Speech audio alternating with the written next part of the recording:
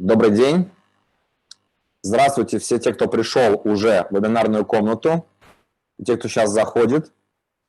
Время 16 часов Москвы. Вот, и это не автовебинар. Вот, и мы с вами начинаем. Хорошо. Сейчас я поставлю запись, чтобы для тех, кто придет позже, запись была. Итак, хорошо. Меня зовут Синяев Никита. Я владелец бренда BeForce Group. И мы с вами сейчас проведем примерно час-полтора времени на вебинаре по тому, как сейчас находить клиентов, как это можно сделать за 2 часа. У меня есть большая презентация, и я все расскажу. Тот опыт, что мы прошли, тот опыт, что мы сами освоили, и те действия, которые сейчас оказались успешными для того, чтобы привлекать клиентов. Я включаю презентацию.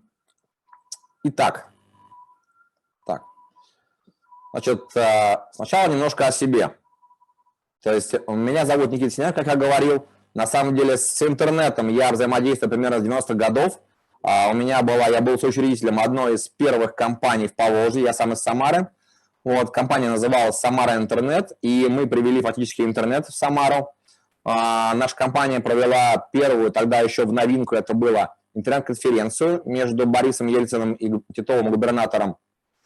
И примерно лет 10 я был в телекоммуникациях. После этого я ушел в область маркетинга, в область продвижения и обучения, и стал этим заниматься.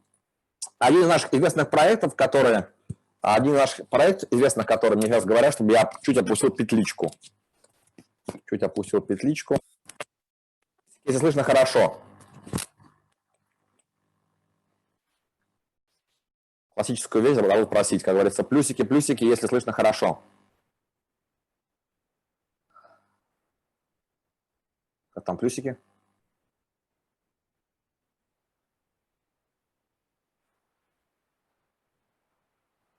Звук. Звук нормально? Плюсики. Хорошо. Значит, один из проектов маркетинга, который мы уже раскачиваем, занимаемся им около 7 лет, это партнерский проект с Владимиром Туровым, юристом, налоговым экспертом, и налоговая безопасность проект называется. Фактически, на наш взгляд, этот проект сейчас выведен в номер 1.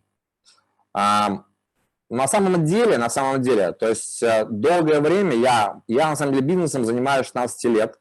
У меня тогда был свой бар, это было интересное время, 90-е годы. И, скажем так, то есть когда я не знал маркетинг, я на самом деле чувствовал себя как владельцем-тренером.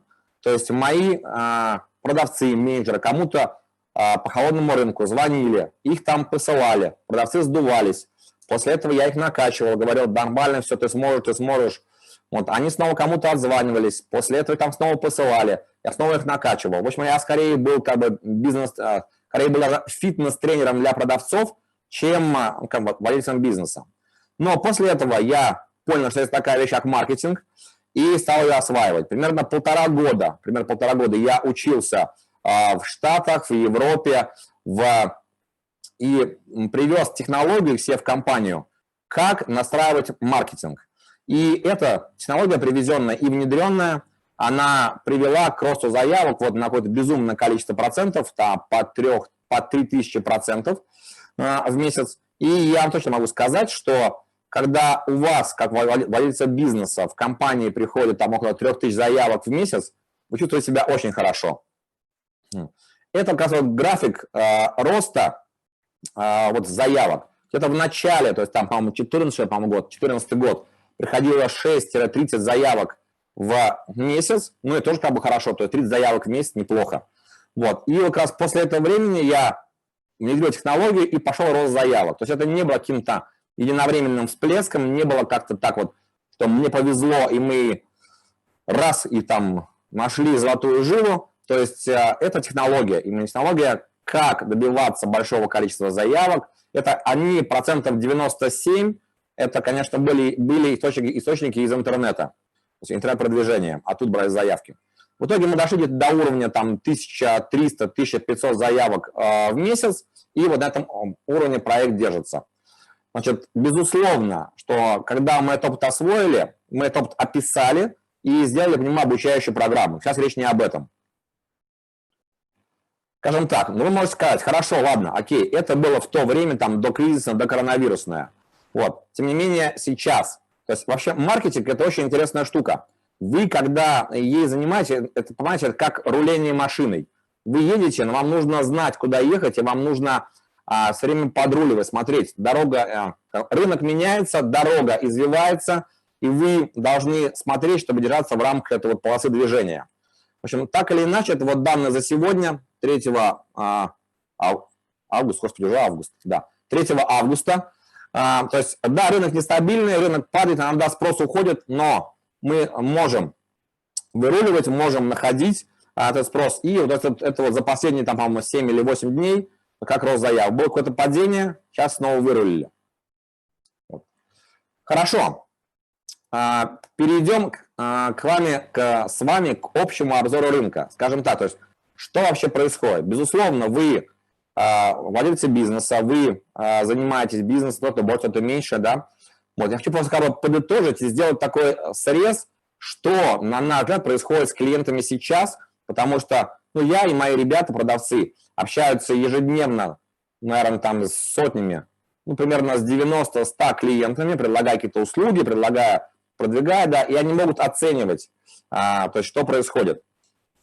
Итак, то есть, безусловно, кстати, в разных отраслях разная ситуация. Кто-то сумел начать шить маски, там, защитные костюмы, вроде делают неплохо. Кто-то не перестроил, кто-то развивает свой старый бизнес. Так или иначе. Итак, что происходит с клиентами? Ну, я могу это охарактеризовать как некое замешательство.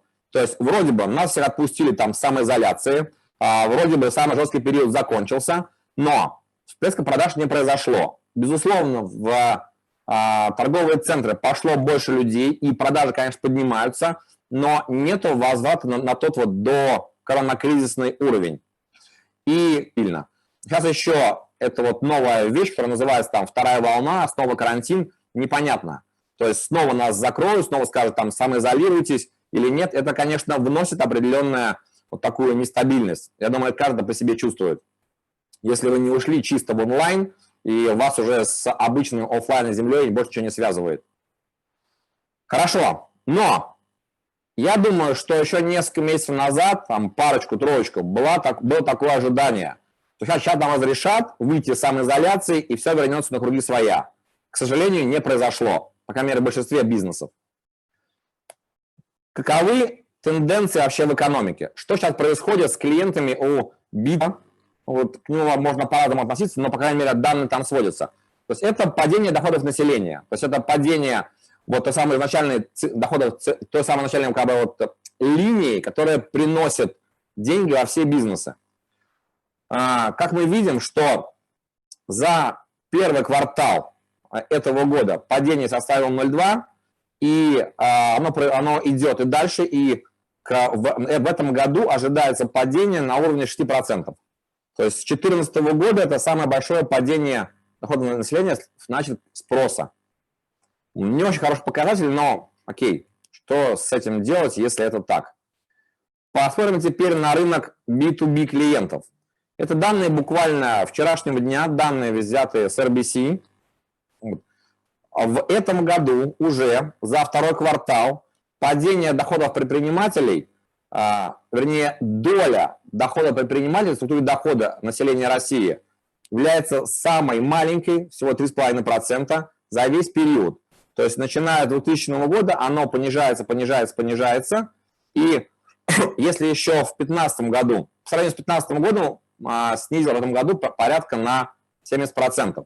О чем это означает? Мы понимаем, что предприниматели получают доход от своих бизнесов. И есть варианта два. Либо предприниматели просто стали меньше денег вынимать из своего бизнеса, либо бизнес стали меньше приносить денег сами по себе. Что вещи, в общем-то, взаимосвязаны. Следующие данные. Опять же, они могут разниться от бизнеса к бизнесу, отрасли к отрасли. Вот, но тем не менее, я думаю, что те, кто вот из вас сами общаются со своими клиентами, если они из бизнеса, или с бизнес-партнерами, могут заметить, что в принципе вот тот эмоциональный тон у бизнеса, который у большинства бизнесов, которые сейчас есть, он, может быть, не показывается, может быть, там все улыбаются, как говорится, да, но это тон, тревога, страх. И Центр стратегических разработок опросил 500 компаний, топ-менеджеров из всех слоев бизнеса, крупные, средние и малые. И какие вот 5 основных топ-5 причин для тревог вырвались вперед? Ослабление рубля. Ну, я думаю, вы видели, какой у нас сейчас рубль. Вот уже буквально сегодня. Кассовые разрывы за падение выручки, подорожание импортного сырья, материалов, оборудования. Смотри, пункт 1. Рост затрат и снижение внутреннего спроса. То есть это реально опрошено около 500 компаний по всем отраслям вот, бизнеса России. Это данные, кстати, прошлого месяца. Ну, мне не очень хочется говорить о плохом, но просто мы с вами делаем анализ рынка, анализ ситуации. Хорошо. Что нам показывает Яндекс? Какие запросы набирают обороты? Можно сказать, что это шутка, можно сказать, что нет, но запрос молитва на продажи, вот данные за июнь, 30 тысяч раз в месяц запрашивается молитва на продажи. Вот. И, как вы видите, этот показатель растет, начиная с апреля. Важный момент. То есть я думаю, сейчас вы тоже, если читаете средства массовой информации, замечаете, что тема со второй волной коронавируса, она как бы муссируется. Почему я об этом говорю? Просто, возможно, это наше вот ближайшее будущее. Каким оно может быть? Ну, зависит и от нас в том числе, или только от нас, кто как считает. Вот. Но интересный показатель. То есть сейчас эти вот даже данные, вот, что 235 тысяч раз в месяц запрашивают, я проверял сегодня уже данные изменились, 330 тысяч раз уже люди запрашивают, интересуются, а будет ли, не будет вторая волна. Вот интересный показатель, я на самом деле отследил, что первые запросы о второй волне коронавируса появились уже в феврале этого года. С чем связано, может быть, по-разному. Я здесь не сторонник теории каких-то конспирологии там, или заговоров каких-то там, да, мировых правительств. Но показываем, что на самом деле, их может быть видно, может быть нет, что с февраля этого года уже пошли запросы. В любом случае, будет она или нет, закроют на самоизоляцию или нет, лучше быть готовым. Скажем так. Хорошо. Давай сам сейчас рассмотрим. Сейчас переходим уже, в принципе, к теме. Вот именно к теме. Кстати, давайте такой вопрос задам. Напишите, пожалуйста, какие у нас здесь представлены на вебинаре отрасли. Мне нужно понять, какие отрасли представлены, чтобы понять, как ты можешь сориентировать. Там, не знаю, строительство, оптовая торговля, там, не знаю, медицина. Он может говорить, что там представлено? Просто наберите в чате, чтобы я мог сориентироваться. Сейчас здесь есть небольшая задержка в трансляции, наверное, секунд 7. Вот. Наберите, какие отрасли представлены у нас сегодня на вебинаре, чтобы вы посмотреть, может, какие-то акценты сделать. Потому что там ниже в слайдах у меня будет информация про разные отрасли, и про услуги, и про оптовую торговлю, и поставки нефтепродуктов, скажем так. У меня здесь сидят помощники, которые иногда меня корректируют, если я начинаю быстро говорить. Так, да. Development, розничная торговля, банкротство юридическое. Сейчас, видимо, это будет популярно. Клининг, полиграфия, производство, образование, розница, опт, оценка условий труда, бухгалтерия, IT, крупный опт, проектирование, энергоаудит. Окей, хорошо. Хорошо, но срез представлен большой, отлично. Давай сейчас такую вещь рассмотрим. Я не буду говорить, что кризис – это возможности, в сравнении там с китайским языком. Хорошо, давай просто разберем. Мне нужно, чтобы вот появилась определенная точка зрения вот у вас и вообще у бизнеса. Хорошо, что такое кризис с точки зрения рынка или бизнеса? Что клиентов нету или они не покупают? Что непонятно, что продавать. Старые маркетинговые рекламные ходы стали либо работать перестали, либо стали работать хуже, либо требуют гораздо больше денег. Как продавать, как рекламировать, непонятно. Налаженные связи рвутся. Часть клиентов, которая была клиентами, обсыпалась. Часть поставщиков, которые там нам что-то поставляли, тоже заморозилось, непонятно, разморозится или нет, связи налажены, рвутся. Но, безусловно, есть негативные эмоции. Понятно почему? Потому что пункт 1, 2, 3, смотри. Хорошо. Теперь с вами глянем с такой точки зрения. Если это просто новая компания вышла на новый рынок, у нее пока нет клиентов, и пока ее не знают, клиенты у нее покупать не желают. Обычная ситуация. Непонятно, что продавать. Рынок толком не знаем, как именно клиенту это показать, там прорекламировать, не идет. Пока еще нет налаженных связей или их очень мало. И, безусловно, есть негативные эмоции ваши. Не получается же продавать такое. Вот я предлагаю вот с сегодняшнего дня смотреть на вот эту ситуацию, которая находится за окном, вот с этой точки зрения, что это просто новый рынок. Да, он похож на старый, да, хорошая новость, там есть наши старые клиенты, просто это новый рынок. Чтобы было понятней, я хочу, чтобы вы смотрели с такой точки зрения. Это важно.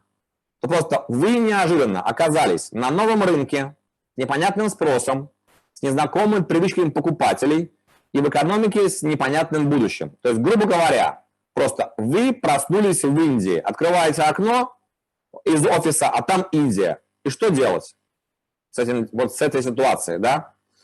Я просто...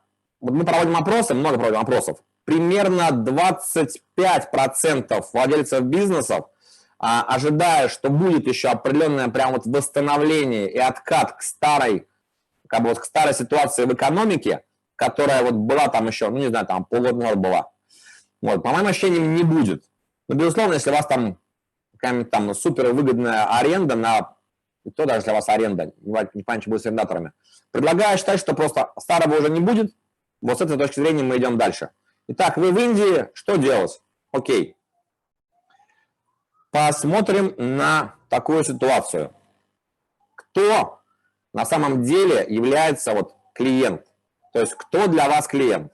Мне удобнее смотреть с такой точки зрения, что клиент – это не человек, а клиент – это та проблема, это та боль, которую человек хочет решить.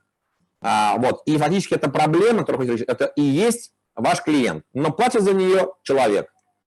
И раньше он ее решал, вот ваши старые клиенты, он эту проблему решал каким-то вашим продуктом. Заказывая у вас услуги там клининга, если ему было грязно. Покупая у вас ткань, чтобы там что-либо из нее сшить. Заказывая у вас, я не знаю, там какую-нибудь мебель на заказ, чтобы там поставить у себя дома или в офисе. Он раньше ее решал, эту проблему свою, вот вашим продуктом. Сейчас проблемы изменились. Не значит, что те, кому нужна мебель, и мебель больше не нужна, они теперь столы не используют. Конечно, используют. Просто, возможно, другие столы на других условиях и, может быть, в меньшем объеме. То есть ситуация, в принципе, изменилась. И ключевой вопрос. А вот ваш продукт, ваше предложение, оно меняется вслед за требования рынка? Отслеживаете ли вообще вы его? Это вопрос, на самом деле. Кто-то отслеживает. По моим данным, порядка, наверное, 10-12% бизнеса в России вот реально неплохо, там, хорошо, постоянно общаются с своими клиентами и с существующими, и с теми, кто могут потенциальными быть. Отслеживают рынок, изменения предпочтений клиентов. Ну, а остальных как бы в разных степенях, кто хуже, кто лучше.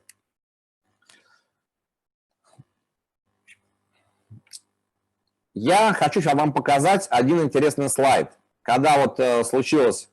Фактически 4 вопроса для проверки вашего продукта. Вот сейчас просто, если у вас есть с собой листики, сделайте это на листике, а если у вас листика с собой нет, просто это сделать как бы, ну, мысленно в голове. То есть 4 вопроса для проверки вашего продукта, насколько он готов вот к нынешней ситуации. Вопрос такой. Первый. Мой продукт сейчас так же актуален, как и раньше? Вот, классический пример – это вот эти видеокассеты VHS.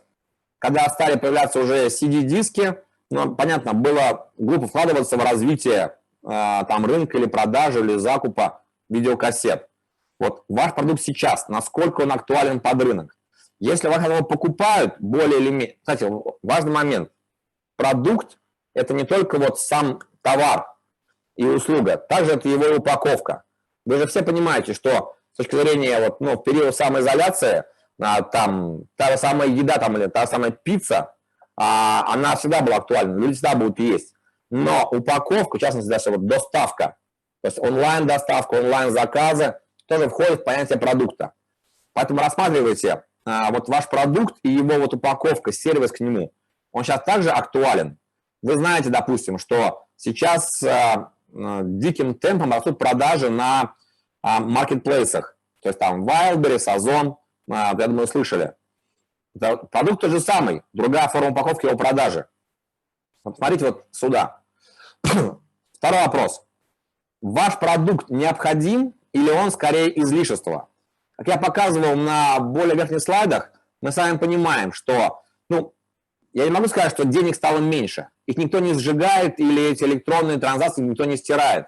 Просто люди их придерживают. Это реальная, нормальная реакция, когда вы не очень уверены, что у вас через 2, 3, 7, 9 месяцев будет такое же количество денег в бизнесе или лично у вас или ваших сотрудников. Понятно, что вы будете их придерживать. Это обычная человеческая реакция. И, безусловно, что люди будут покупать в первую очередь то, что именно необходимо, это понятно, чем то, что является излишеством. Конечно, будет определенная категория, которая сейчас покупает Rolls-Royce, Bentley и так далее. Но вопрос, много ли ее? И находитесь ли вы среди той прослойки бизнеса, которая продает Rolls-Royce, Bentley там, или часы Patek Philippe? Кстати, я слышал, что Patek Philippe закрывает производство по каким-то причинам. Окей, вот то, насколько ваш продукт относится скорее к необходимым продуктам, чем к излишествам, вот настолько он более устойчив в период кризиса. Первый вопрос. Следующий вопрос. Цена продукта в пределах рынка. Я думаю, вы сами все замечали, что начиная с весны пошли скидки. Рассрочки. То есть люди не знали, как можно продвинуть свой товар, кому-то некогда было нечем платить было там аренду, зарплату, и просто распродавался. Сейчас эта вещь тоже продолжает действовать. Я думаю, вы смотрите на рынок и видите. Не знаю, ваш продукт, он остался в пределах рынка. Я анализировал такую вещь, это данные от Яндекс.Кассы. Они обслуживают порядка 25% вот всего рынка онлайн, продажи онлайн-продуктов. И там данные таковы, что в марте в среднем чек за онлайн-продукт, который проходил через них, через Яндекс.Кассу, средний чек составлял, по-моему, порядка 5400 рублей. Это в марте. В апреле средний чек за онлайн-продукт, который проходил через Яндекс.Кассу, составлял порядка 3500 рублей. А уже в мае средний чек за онлайн-продукт составлял порядка 1500 рублей. Мы с вами понимаем, что в онлайн-продукте проще всего, там небольшая себестоимость относительно, и там проще всего по цене упасть. И, безусловно, этот рынок реагирует первым. Просто какое сильное снижение произошло? В 3 раза. Вот. Соответственно, смотрите, пожалуйста, сейчас. Ваш продукт сейчас, его цена, она находится в пределах рынка. Не ушли ли вы, допустим, в верхний ценовой сегмент, и под вами уже находится много конкурентов, кто продает дешевле по ряду причин. Не значит, что это плохо или хорошо, но клиент выбирает деньгами.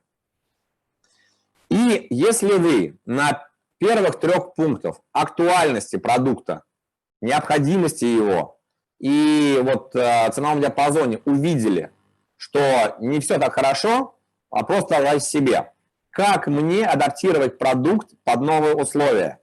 Условия реально изменились и продолжают меняться. У меня вообще есть предчувствие, что через, может быть, 5 лет, я шучу, конечно, что все продажи будут делать какой-нибудь там компанией Яндекс или Google или Facebook. Они просто будут заранее знать, что каждому из нас надо. Они знают, что будут знать, что там, не знаю, вы покупаете в пятницу вечером курицу для домашнего ужина, и вам просто будет ее уже привозить курьер в пятницу к 17 часам ко дню. Но пока этого не произошло, смотрим, как адаптировать продукт под новые условия. Если вы сами сейчас говорите себе, да как, никак, то вариантов всего 2. Либо у вас, правда, очень такой консервативный продукт, либо просто вы не можете придумать. Крайне мало людей, у кого продукт очень такой неизменяемый, действительно крайне мало людей. Вот. А если же вы не можете придумать, то обращайтесь, мы в этом можем помочь. Такая вот фраза. Хорошо, 4 вопроса. У кого, как вы считаете, стоит узнавать, как изменить свой продукт? Конечно же, своих клиентов. Я думаю, что сейчас среди участников вебинара нет стартапов, есть вот, судя по тому, что вот, то есть уже есть устоявшаяся сфера бизнеса. Конечно, нужно у своих клиентов узнать. Это вот прям вот шаблон, это банальность. Но я не уверен, что многие из вас это сделали или делают на постоянной основе.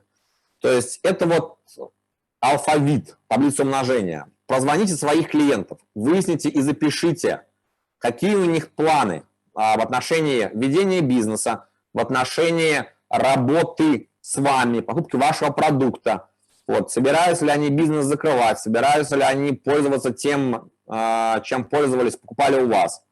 Вот. Потом выясните, как они решают проблему, которую решали вы своим товаром или услугой сейчас. Я думаю, что часть клиентов точно так же покупают у вас. Просят о скидках, там, может быть, рассрочках, но покупают. Сейчас перестали. Вы могли такие прозвоны делать месяц назад. Сделайте сейчас. Проблема в том, что рынок реально меняется. Действительно, рынок так вот шатает. Многие новостные вбросы, которые происходят, они меняют сильно рынок. То есть вот хорошо, вот последние 3 дня доллар растет вверх. У каждого, кто жил в России последние 10 лет, есть много воспоминаний о том, как доллар рос, что после этого было. Это изменение рынка, изменение. Что будет дальше, не знаем. Хорошо, прозванивайте клиентов, пожалуйста, записывайте. И выясняйте у них, какие варианты они видят на сотрудничество с вами. Будут ли они покупать по-другому, как часто.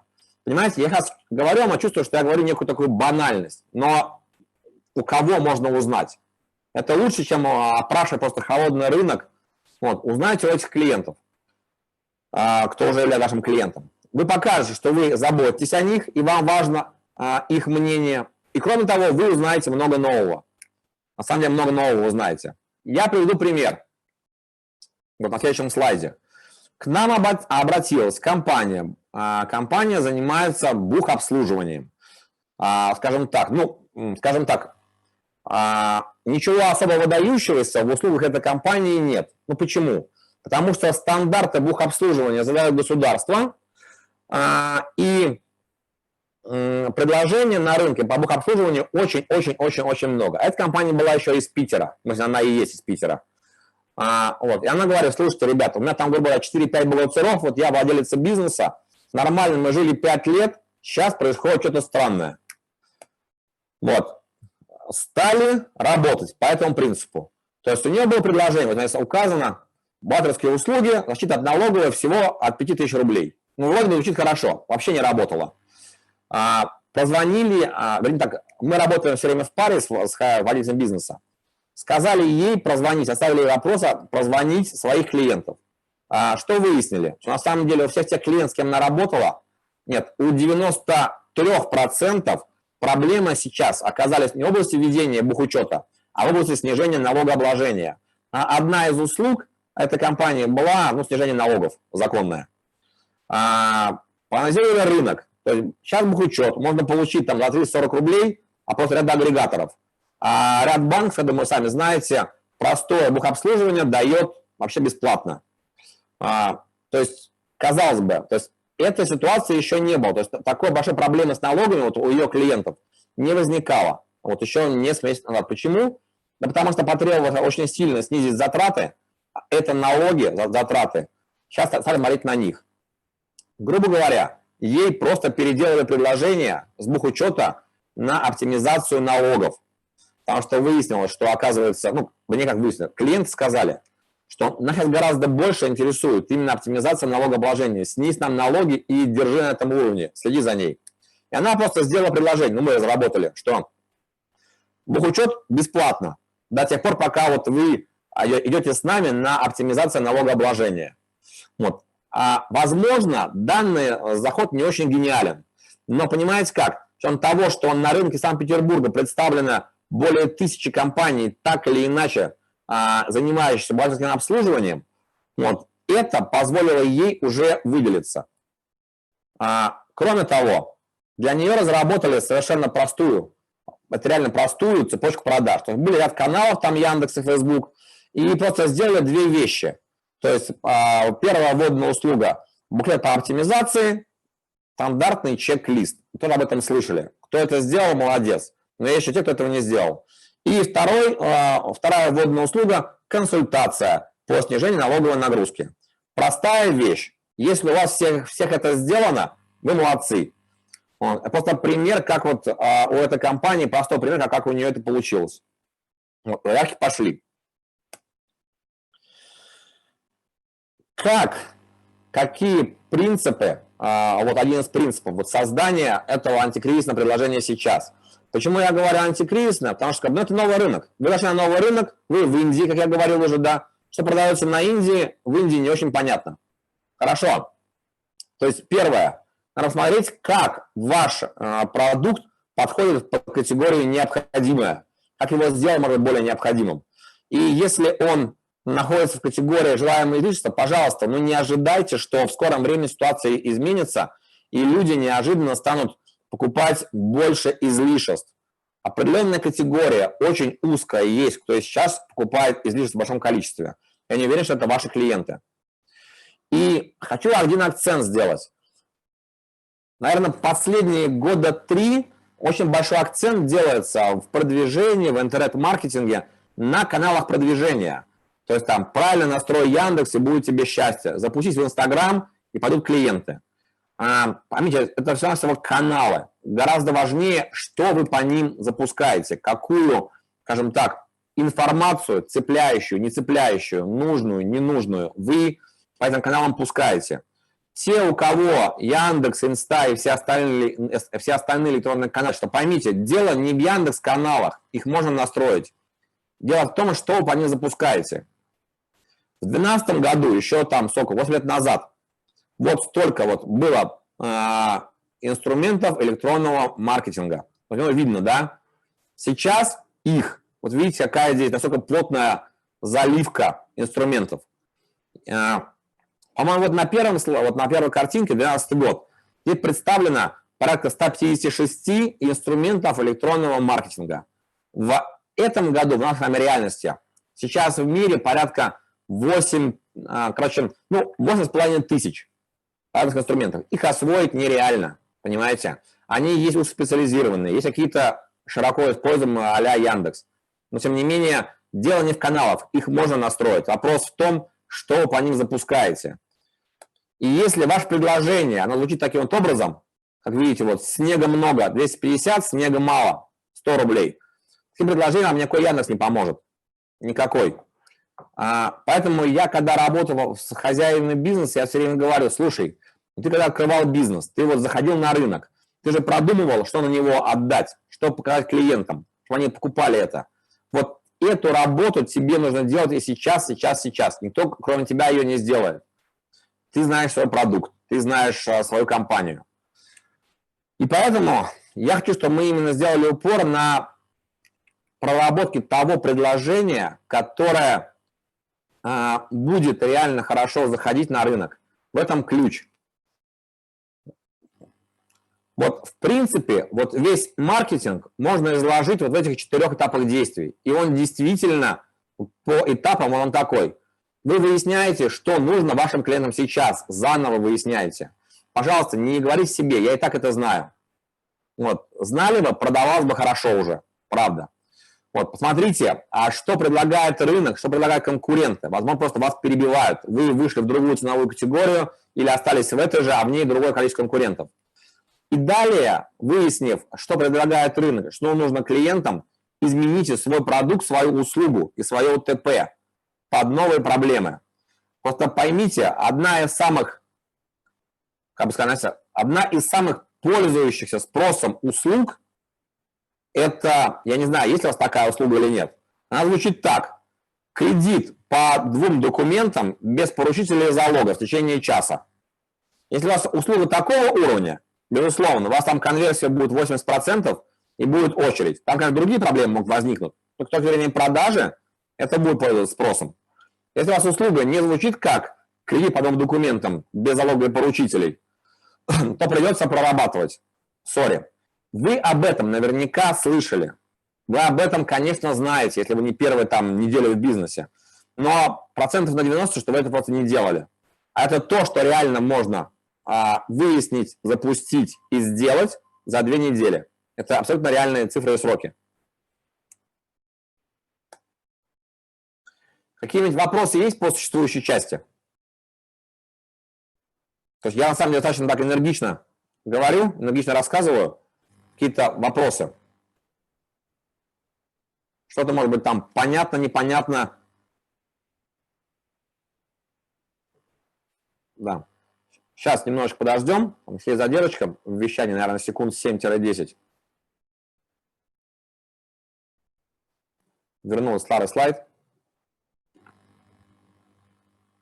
Скажу сразу, если у кого-то есть вопросы прям по своему бизнесу, там, а что делать там в моем случае, вот у меня там торговля мебелью, или у меня там вот Светлана, расчетно-кассовое обслуживание, ой, подозревают там плоский рынок, или там обувь, медицина, то просто можно после вебинара отдельно записаться на консультацию, обсудим с вами именно вот что делать в вашем случае.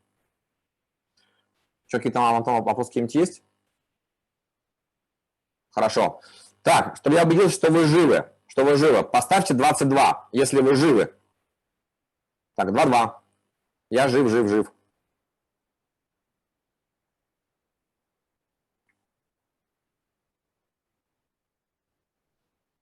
Просто я не хочу, чтобы у нас было как кино, что я говорящая голова, и вещаю через экран. Какое-то общение, чтобы было. Так, поставьте 22, если вы живы. Угу. Так, вот мне говорят, что 2 за пошли. Так, давайте сейчас сделаем вот еще паузу секунд 30. Какие-то вопросы могут быть. Вот по презентации, по предыдущим, по пройденному уже. Потому что если какие-то вопросы индивидуальные есть по своему бизнесу, лучше это после. Потому что бизнесы разные, мы сами понимаем. Бизнесы разные, у всех проблемы могут быть разные. Хорошо, что, вопросы есть? У нас здесь целая система. Я разговариваю, а помощники перекидывают мне вопросы в чат мой на WhatsApp. Так вот. Хорошо, Антон, вопросы я жду? Угу.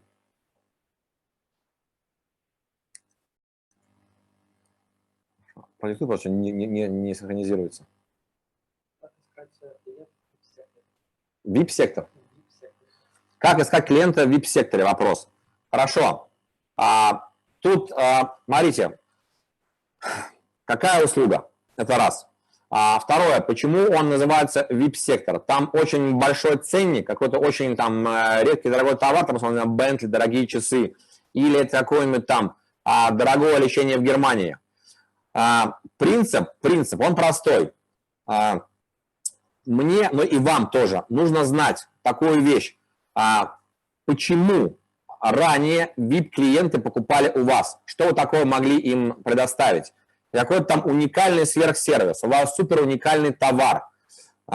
Вот. И по большому счету, здесь я бы спросил у вашей аудитории, то есть, слушайте, ребят, вот вы нас раньше покупали, я не знаю, там, дорогие катера, ценником там от 10 миллионов.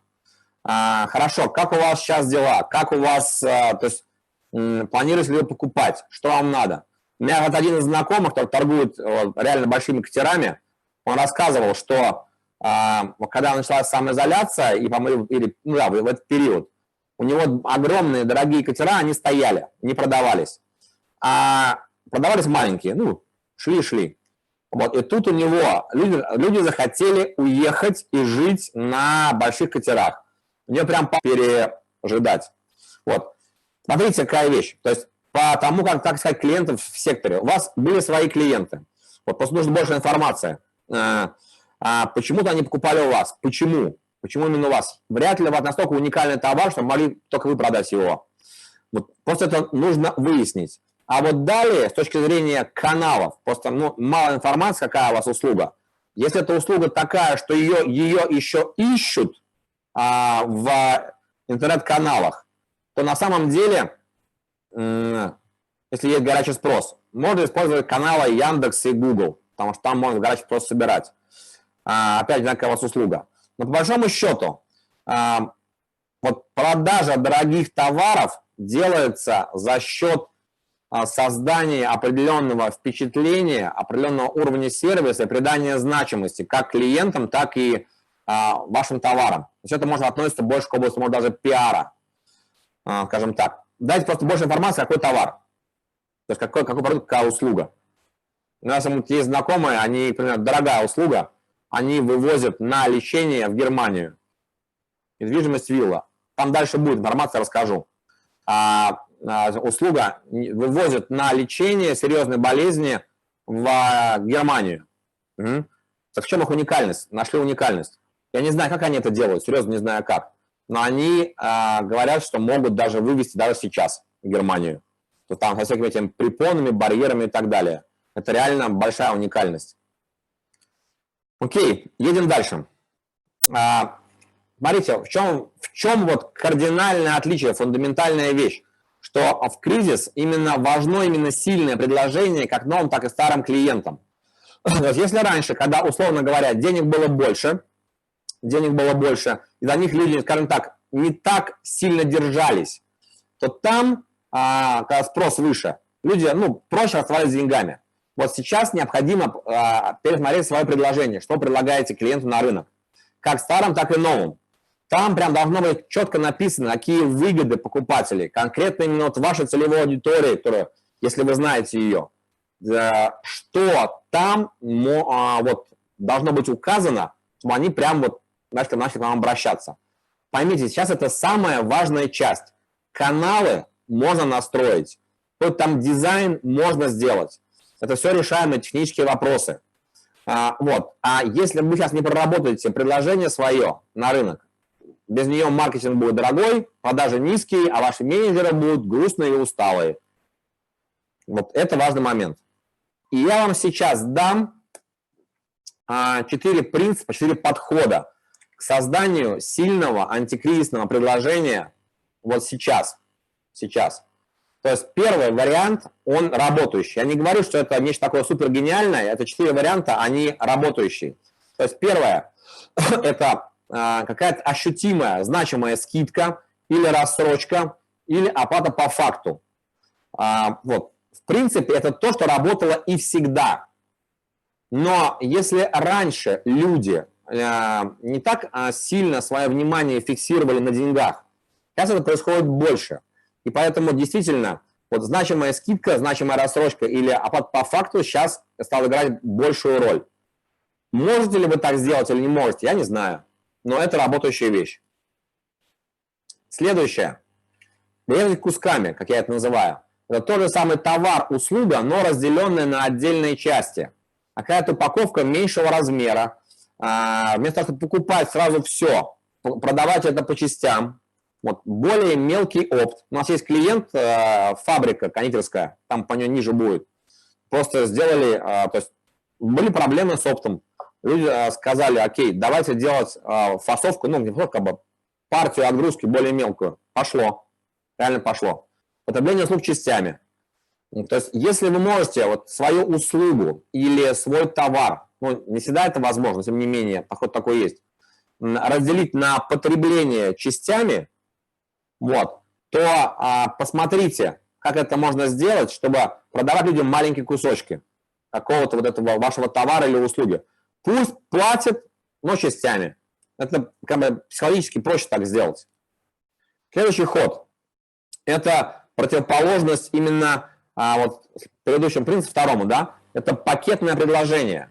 То есть тот же самый товар или услуга, но с большим количеством опций. Выгодное пакетное предложение. Вот заметьте одну вещь.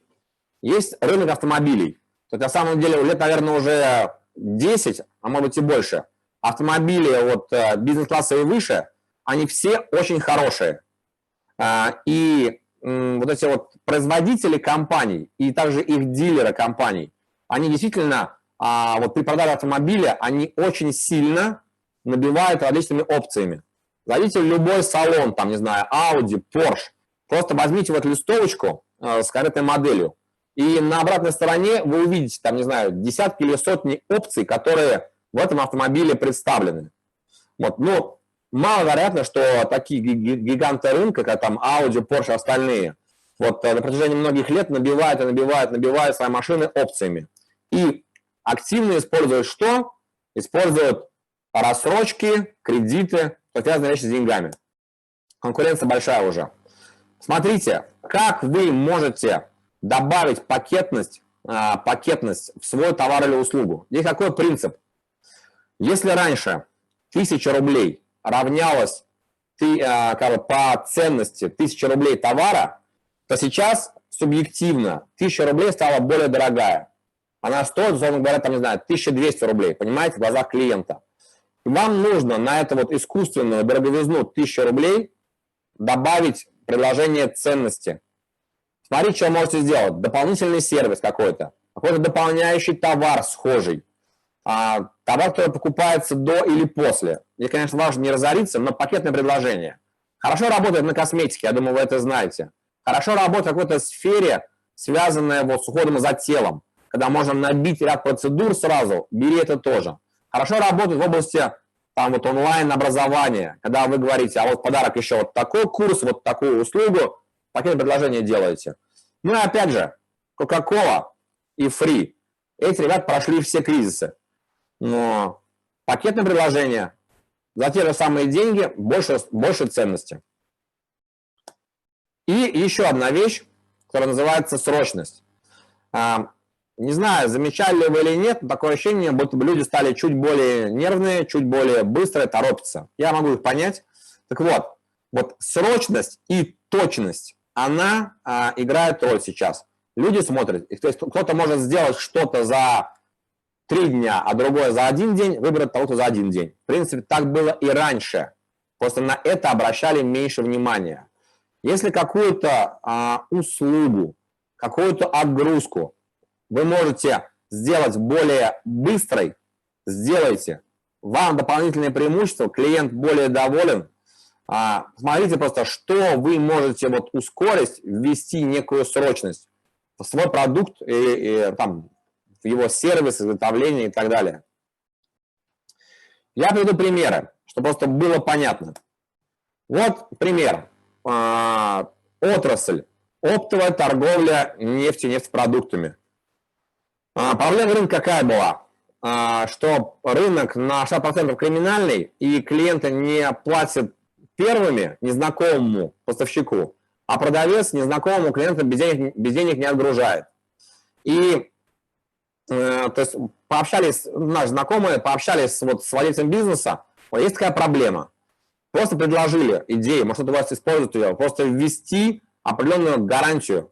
То есть факторинг и гарантия банка. То есть определенные банковские продукты, когда клиент перечисляет деньги не поставщику, а в банк или факторинговую компанию, вот, нефть пришла, деньги поступили. Да, определенном процентике это занимает, но это прям реально разморозило рынок.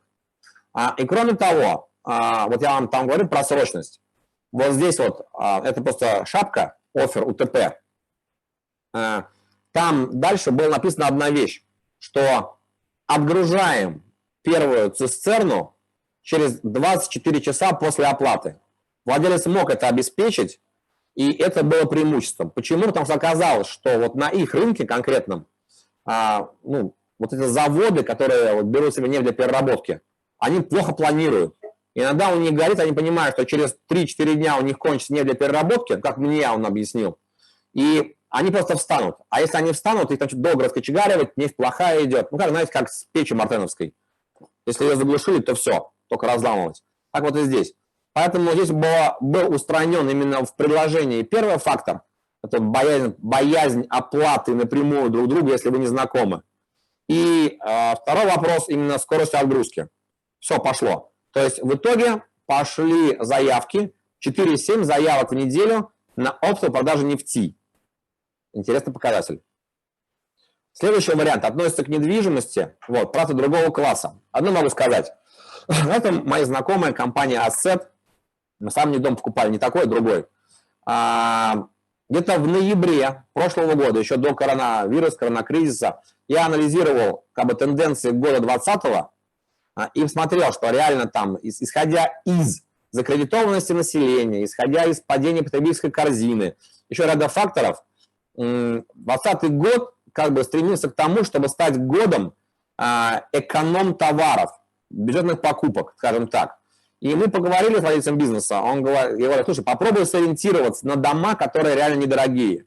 Просто на них будет спрос, исходя из вот, ну, тенденций вот, экономики. Это еще было до этого коронакризиса, да. И он сумел так производство организовать, что в итоге клиенту, покупающему у него, он продает небольшой коттеджик, но 6 сотками, и там, ну, это коттеджный поселок, там с инфраструктурой, там вода, электричество, все такое, да. Вот, то есть технически товар эконом-класса. В чем проблема рынка была? Народ решил бежать из городов. Те, кто посидел в домах 3 месяца, сошли с ума. Или там почти. Вот. Народ рванул на, скажем так, ну, за город. Я не знаю, вот я в Самаре сейчас нахожусь. То есть в Самаре спрос на загородное жилье, определенной категории, он вырос. Вот. И здесь было придумано предложение. Во-первых, была рассчитана именно себестоимость производства, чтобы это получался нормальный более-менее коттеджик, но и укладывалось в себестоимость. Кроме того, смотрите, то есть предложение сразу озвучивается не конечная цена в миллионах, а так, чтобы человек психологически как бы, ну вот, зацепился. Что там 4000 рублей в неделю, ну как бы вообще, то есть деньги смешные. Понятно, что это ипотека, понятно, что не для всех, понятно, что так не везде. Предложение хорошее, клиент заинтересованный. Вот, предложение сильное. А то, какой будет потенциальный дом, показывает картинка. Кстати, вот здесь на картинке показан дом, который не будет стоить 4000 в неделю, но из этой категории. Такой дом может стоить, там, может быть, я не знаю, там 8000 в неделю. Но рабочее предложение. Что нужно? Нужно выделиться от рынка. Этим предложением человек от рынка выделился. Вот. С точки зрения же вот вопроса по продаже недвижимости и виллы, надо узнать вот что. То есть, где она у вас находится. То есть, можно ли там покачать какую-нибудь кнопку, знаете, вот такие вот вещи там, спрячься от стресса, уйди от суеты, вот такого рода. Потому что у меня есть знакомые, которые действительно там все 3 месяца они просидели на своей вилле там 3 гектарами леса, вот, и им было неплохо, они реально были в тишине и спокойствии. Но вот у вас такое предложение, такое предложение. То есть там я вот такую вещь как бы попробовал покачать. Но это не самое сильное предложение, потому что надо смотреть, надо разобраться. Вот я говорю, дорогие товары сейчас будут уходить плохо. Надо прям вот изгаляться, придумывать. Но придумать можно. Следующий вариант. То есть фабрика производит кондитерку. То есть сладости едят все. Вот. Проблема в чем была? Что, во-первых, в апреле им перекрыли, ну как, в принципе, везде, поставщиков. Они не могли ни привезти, ни увезти свой товар. А во-вторых, объем продаж просто рухнул, объем продаж. Сайт клиентов не привлекал, как вы видите, да. Но мы сумели справиться, забегая вперед, то 270 заявок на опт за 37 дней по какой-то смешной цене заявки. Что сделали-то? На самом деле не то, что там сайт переписали. Я говорю, дизайн сайта, там настройка каналов, это все вторично. Это делают технические специалисты. Ключевое, нужно понять, что нужно клиенту, в каких условиях он начнет покупать. В случае вот с этой компанией было 2 условия. То есть первое условие было, здесь нам просто здесь не указано, но им нужно было как-то организовать доставку. Когда они как-то измудрились, я не знаю, правдами, неправдами, организовать доставку своего товара, потому что клиенты не могли это сделать сами тогда. Сейчас они приезжают сами. Вот, пошел процесс. Плюс еще сделали вот завлекающую вещь, срок платежа до 30 дней. И заметьте, вот заказ от 10 коробок. То есть, если раньше у них, по-моему, было, если не ошибаюсь, по-моему, от 100 коробок, ну, вот этот опт, просто снизили до более мелкого опта, чтобы просто барьер вкладывания денег в закупку, он был снижен. И пошло действие, пошло, на самом деле. Хотя с точки зрения вот самого товара, их товар, когда обзванивали клиентов и выясняли, проводили исследование рынка, выяснилось, что Большинству оптовиков нужен товар долгосрочного хранения, там 3-6 месяцев. Почему? Понятно, увезли его, поставили в магазин, он там лежит. Эти ребята, фабриканты, они делают товар с сроком хранения 30 дней. То есть он более такой живой, более настоящий.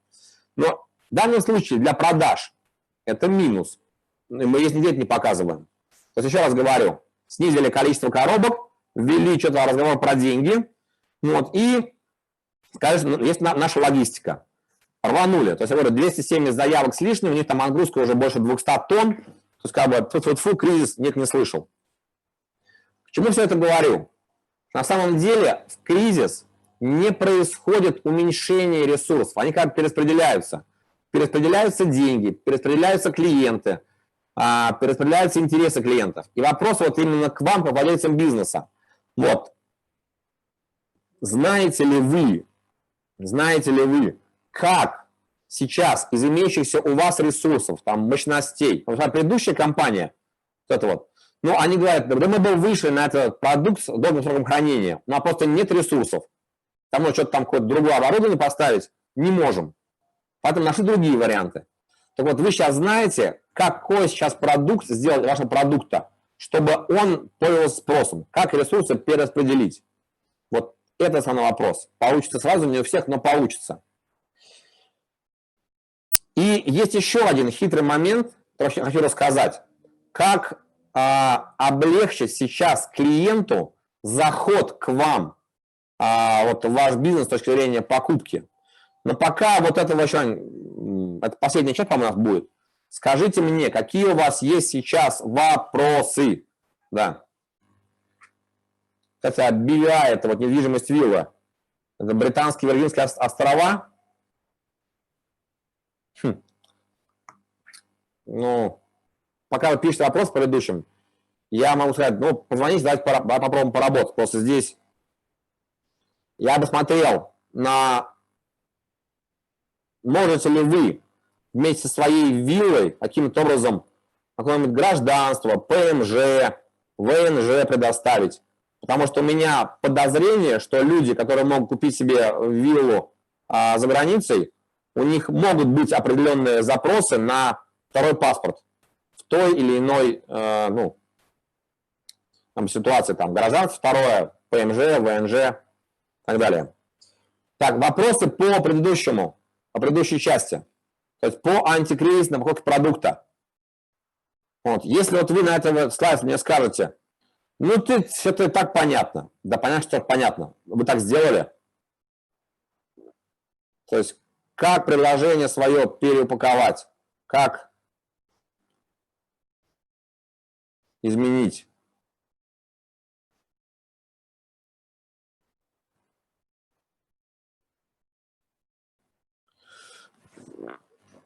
Что, нет вопросов пока? Хорошо. Так, вообще, вы здесь, люди мои дорогие? Давайте 22, я здесь. То есть 22, слышно, видно, я здесь.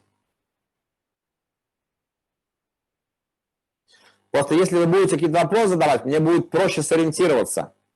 Вот, какие-то вот вопросы, связанные, ну, вот с предыдущей темой.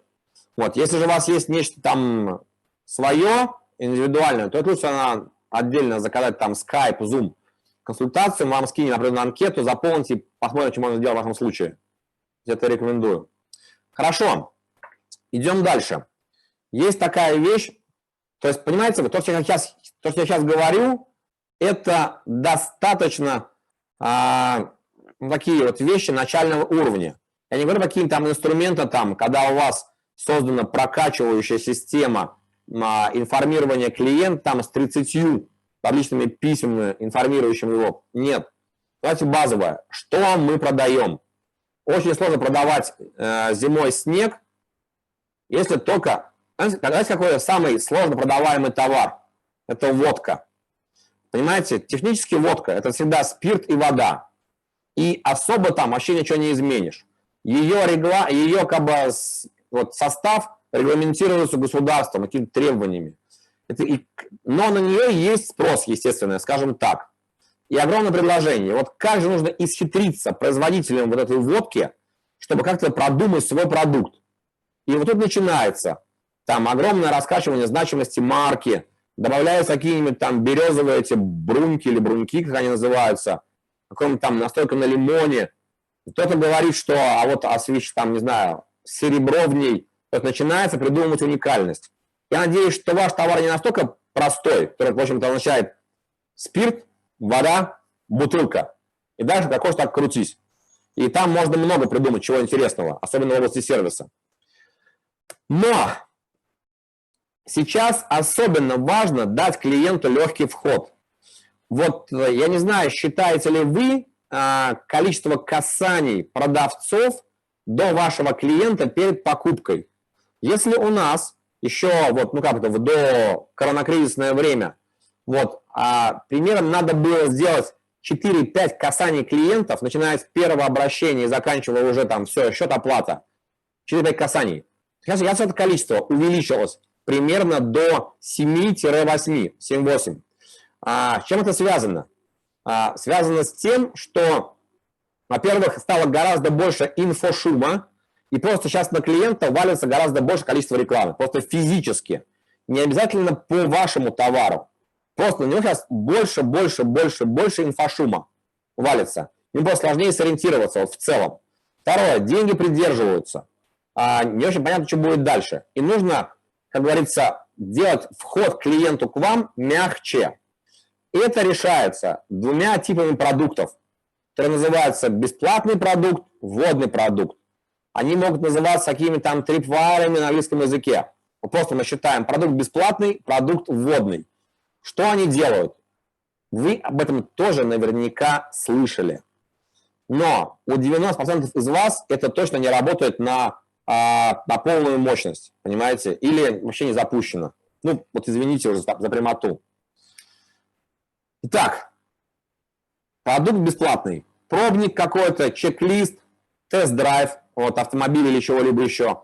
Продукт бесплатный. Консультация, дегустация, да. Это вебинар. Это тоже, в общем-то, продукт у нас бесплатный, бесплатно вводный. И второе, следующее. Если вы после продукта бесплатного попытаетесь что-либо продавать, часть клиентов согласится, часть купит, но конверсия в продаже очень маленькая будет. Они еще не полностью распознали свойства, качества вашего продукта, выгода работы с вами. Они еще не приучены к вам платить деньги. Поэтому следующая ступенька идет вводный продукт. Он либо бесплатный также, но более обширный, либо недорогой. Условно говоря, классический пример – диагностика, осмотр машины за 1000 рублей. Вы приехали на машине, ее осмотрели, 1000 рублей. Вообще в онлайне заказали себе, оплатили, там приехали, вам машину осмотрели. А дальше вам уже выписали нужно заменить ходовую, фару заменить, что-нибудь еще, и вам написывали перечень этих, деталей на замену, к примеру, да.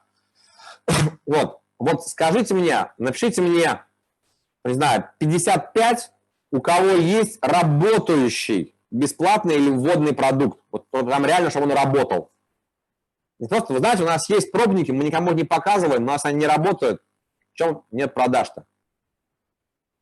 Нажмите 55, если у вас есть работающие бесплатные продукты. Что означает работающие?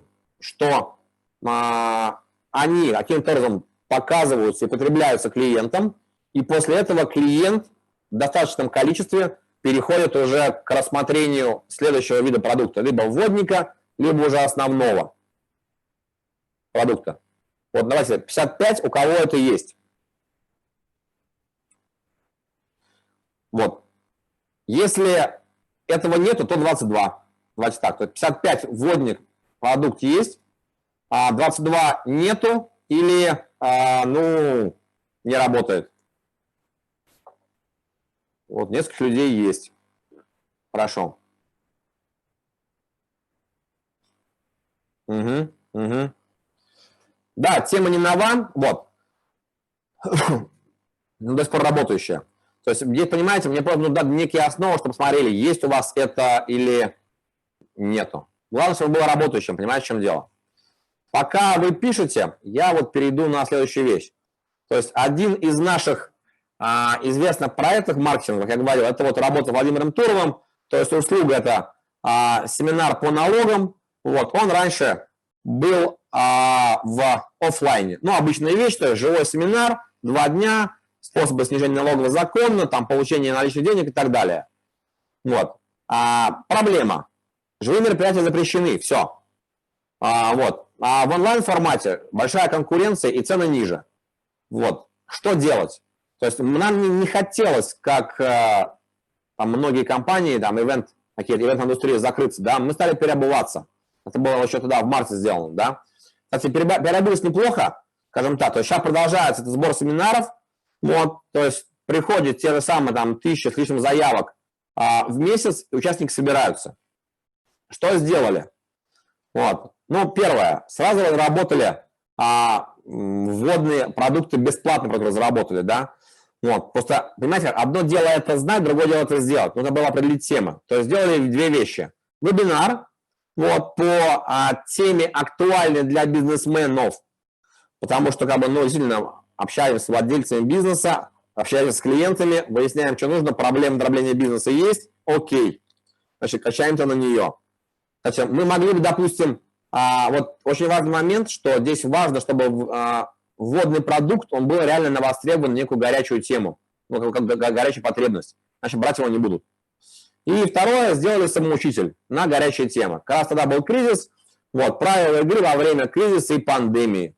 Тогда было очень большое замешательство, непонятно, как вести бизнес, там поставки срываются, контрагенты не платят.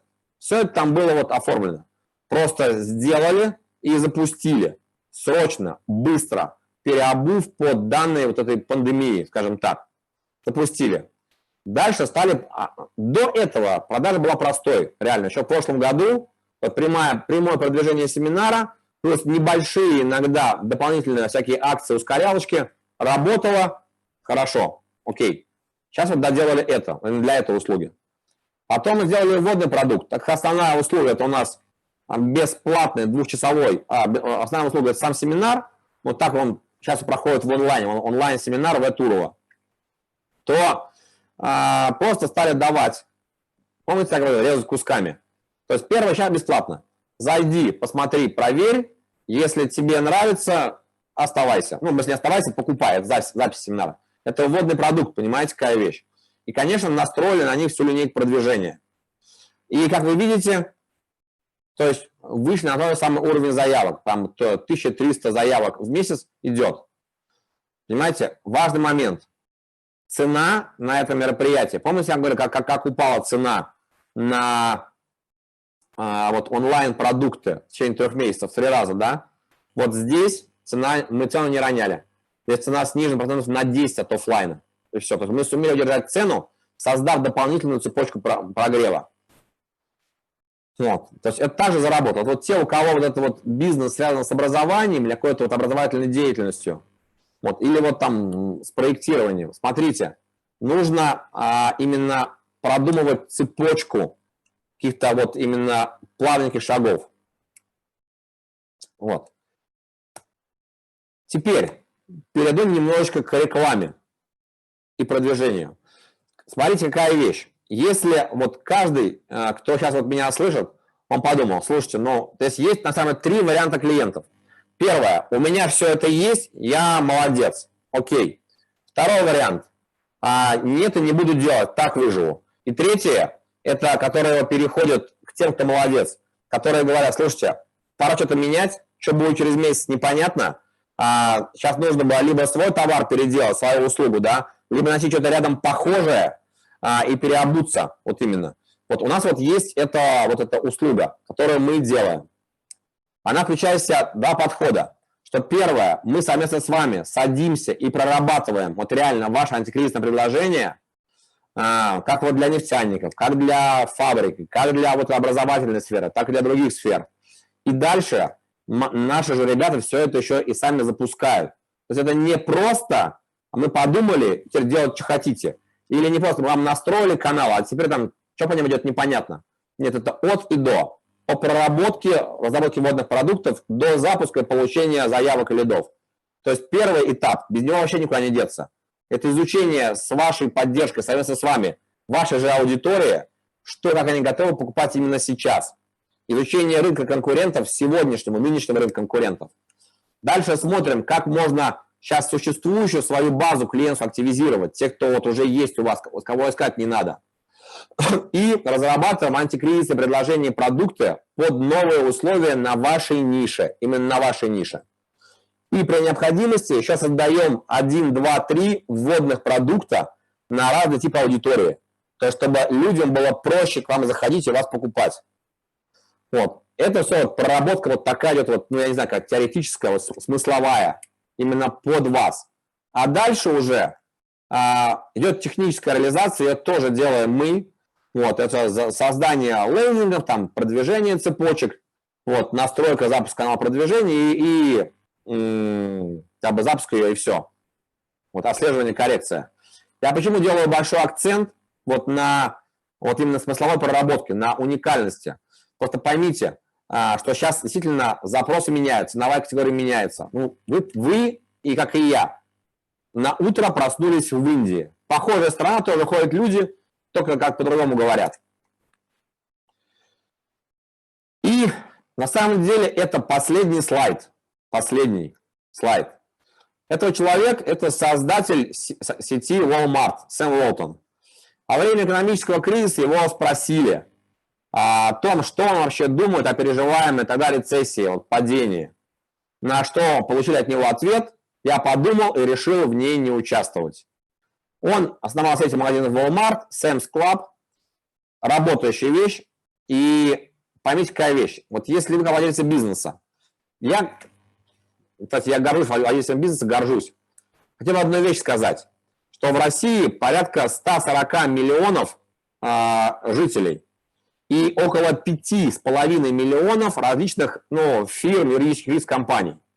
Из 5,5 миллионов убираем 500, как им там двойные, у некоторых больше, чем одна. Остается 5 миллионов бизнесов, 5 миллионов владельцев на 140 миллионов населения. Это составляет 3,5% от населения. То есть 3,5% населения тащат за собой, представляя рабочие места, платя налоги, как-то вот двигаясь, что-то новое придумывая вперед. Вот для остальных 97%. Вам спасибо, что вы реально предприниматели и продолжаете вести бизнес. И что хочу сказать. Вот если я вас сейчас не убедил, не вопрос. Возможно, какое-то другое решение найдете. Я просто показал, что вот есть способы переобуться и посмотреть, что можно сделать. Изменились требования рынка, изменился рынок, изменились ценовые условия. Вот. Тот, кто заинтересовался, сказал: слушай, в этом есть что-то разумное, наверное, пора что-то уже сделать, то оставьте заявку в чате, вот, Антон, скинь какой-нибудь там аудит, да, просто напишите, просто мы связались, с вами поговорили. То есть, возможно ли для вашего бизнеса сделать какое-то предложение для продвижения. Вот. Как-то там переупаковать его. Потому что по факту эти вот вещи, которые я рассказывал, там 4 хода, 4 шага, найти, знаете, вот, да, вот эти вещи реально можно сделать за 2 недели. То есть, что вы реально через 2 недели начнете уже получать либо новые заявки, либо большее количество заявок, да. Как вы будете продавать, это вопрос уже ваш, понимаете, да? Потому что мы чем помогаем? Мы просто пишем вам первоначальные скрипты продаж, чтобы, если вы это сами не знаете, чтобы просто вы знали, как эти заявки обрабатывать, чтобы это не было совсем прям для вас что-то сложное. Ключевой момент, вот здесь, в этом пункте, самое важное, это пункт 1, 2, 3. И если раньше просто мы этому обучали, ребята, окей, давайте, вы научитесь сами сделать, теперь мы добавили часть, связанную с настройкой. Значит, мы понимаем, что многие из вас не имеют своего отдела маркетинга. Многие из вас не сумеют найти хороших маркетологов и кому-то додать на фриланс. Поэтому добавили еще блок «Техническая реализация». Вот. Кому интересно, оставляйте заявки. Вот. И вот мне сказали, что последний слайд – это бомба, да, хорошо. Хочется сказать, кому сейчас легко. Вот, поэтому это... Как я говорю, добро пожаловать в мир управления. Все пройдет. Если кольцо снять, надпись внутри. И это тоже пройдет. Но Кризисы, все эти, они пройдут. Главное, чтобы, я просто боюсь, не все бизнесы пройдут. Поэтому, окей.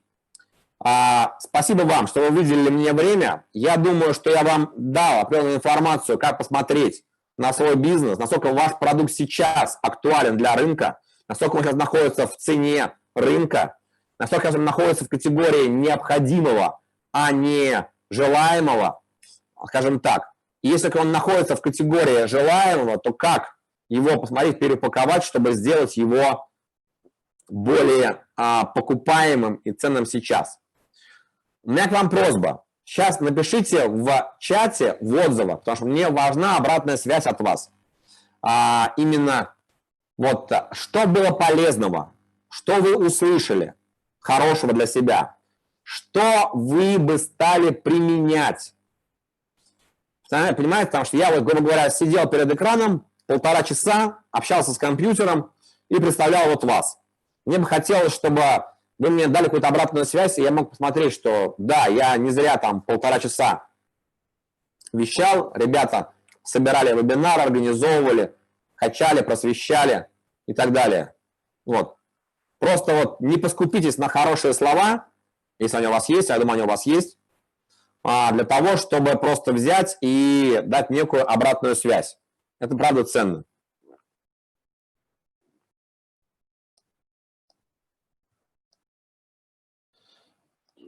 И, пожалуйста, сделайте так, чтобы вот этот поход на этот вебинар не был для вас просто походом, как, знаете, как в кино. Типа, эх ты, как оказывается можно. А сами к себе домой и траншеи копать. То есть давайте пытаемся что-нибудь изменить. Черт его знает, что будет через месяц, через 2, через 3, но к этому лучше подготовиться. Понимаете? Вот, напишите, какая конкретная часть для вас больше всего как бы зашла. Как вы увидели, что это можно применить к бизнесу своему. Да. Потому что, нет, безусловно, мне приятно там и благодарю за эфир, и спасибо, не зря, это правда. Мне важно просто понять, а что именно, что для вас было ценно. Вот так вот. Да. Ну и, безусловно, тот, кто уже решил, что надо с бизнесом делать, запишитесь на консультацию, она бесплатна. И это не просто вводный продукт. Конечно, он вводный, но он еще и полезный. Понимаете? Вы посмотрите с вами, что можно изменить и запустить. Да, вот пишут, 4 подхода для разработки сильного предложения, разработка бесплатного продукта. Окей, это правда ценность. Правда ценность. Произвести. Это смешно, конечно, если не было так грустно. Реально. Вот. Что здесь? Вот, вы на новом рынке. Пожалуйста, он похож на старый. Похож. Вот. Антон, скидывай там аудиты, предложения.